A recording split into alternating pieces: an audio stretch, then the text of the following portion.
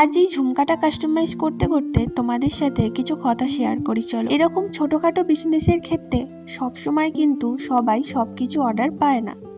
তাই তোমরা অনেকেই আছো যারা এসে বলো যে তুমি কি এই কাজটা করেছো, আর তারপরে যদি সেই কথায় সে বলে যে না আমি এই কাজটা করিনি, তখন তোমরা এটাই মনে করো যে সে হয়তো সেটা করতে পারবে না।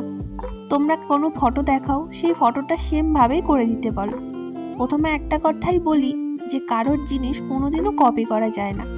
আর দ্বিতীয়ত, সেই মানুষটা সেটা করেনি মানে এমনটা নয় যে সেটা করতে পারবে না। হতে পারে যে সে সেটার থেকে আরও ভালো জিনিস তোমাকে করে দেবে, আরও সুন্দরভাবে তোমাকে বানিয়ে দেবে।